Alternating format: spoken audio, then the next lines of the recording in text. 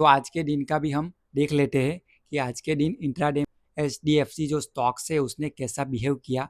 तो पहली एंट्री हमें सेलिंग साइड की और यहाँ पर मिली थी और उसके बाद सेलिंग साइड की ओर ट्रेड नहीं चला, थोड़ा सा एसएल देकर आपको यहाँ पर ट्रेड एग्जिट करना पड़ा और फिर से बाई साइड की ओर आपने पोजीशन बनाई, वो रॉकेट की तरह 90 डिग्री पर चल गई। तो आपको यहाँ पर एक थोड़ा सा एसएल देकर सेल साइड का ट्रेड निकालना पड़ा और बाई साइड की ओर आपका टारगेट पूरा हिट हो गया। तो आप यहाँ पर नेट टू नेट प्रॉफिट में ही रहे।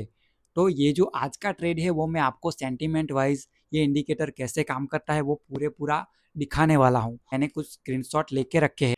तो मार्केट ने या फिर इस इंडिकेटर ने पूरे दिन कैसे तरीके से ट्रेड किया और कैसे यहाँ पर चार्ट बन रहे थे, इंडिकेटर कैसे बिहेव कर रहा था, वो मैं आपको यहाँ पर डॉट टू डॉट दिखाने वाला हूँ। तो इस इंडिकेटर में सुबह में मैं ट्रेड कर रहा था, मैं इसी इंडिकेटर पे ट्रेड करता हूँ। तो ये जो ऊपर का जो चार्ट है वो वन मिनट का चार्ट है और ये जो डाउन साइड यानी कि नीचे का जो चार्ट है वो 5 मिनट का टाइम फ्रेम है।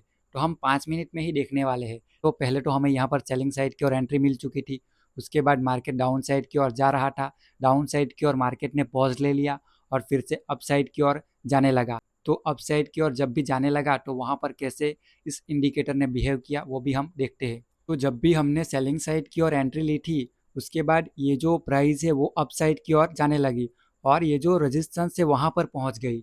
यहाँ पर ट्रेंड चेंज होने वाला है, आप देख सकते हैं ट्रेंड चेंज हो भी सकता है या फिर नहीं भी हो सकता है। प्राइस यहाँ पर ये जो सेल साइड का हमारा ट्रेड है वो अभी कंटिन्यू है, प्राइस यहाँ पर टच होकर डाउन साइड की ओर भी आ सकती है। आप यहाँ पर देख सकते हैं कि प्राइस सुपर ट्रेंड को कैसे रिस्पेक्ट करती है। जब भी सुपर ट्रेंड को टच किया वहाँ से रिजेक्शन आ गया, आप देख सकते हैं। तो यहाँ से हम ये सोचकर चल सकते हैं कि प्राइस टच कर डाउन साइड की ओर भी जा सकती है, लेकिन बार बार टच करती रही तो वो ब्रेकआउट हो जाएगा। तो उसके बाद क्या हुआ वो हम देखते हैं। तो आप यहाँ पर देख सकते हैं दूसरी जो कैंडल थी वो रेड थी, लेकिन उसके बाद फिर से वो ग्रीन हो गई और मार्केट अभी भी सुपर ट्रेंड के नीचे ही है। ये जो स्टॉक्स है वो सुपर ट्रेंड के नीचे ही है।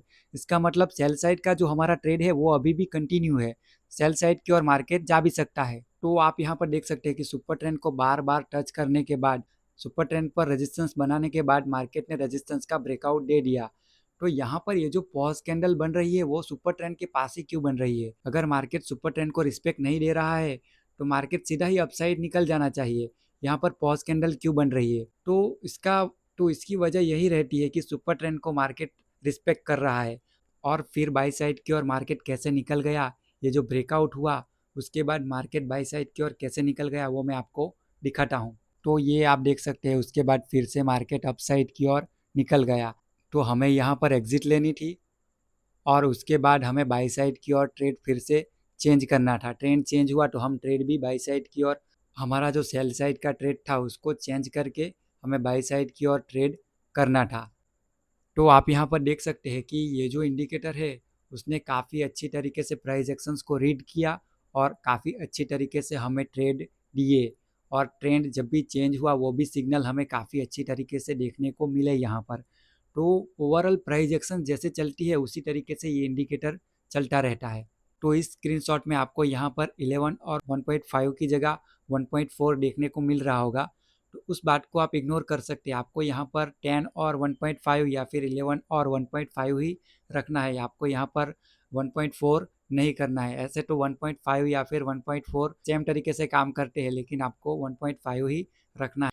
हालांकि यहाँ पर आप 1.4 कर लो या फिर 1.5 कर लो, यहाँ पर ये जो सिग्नल है तो वो आपको सेम तरीके से ही देखने को मिलेंगे।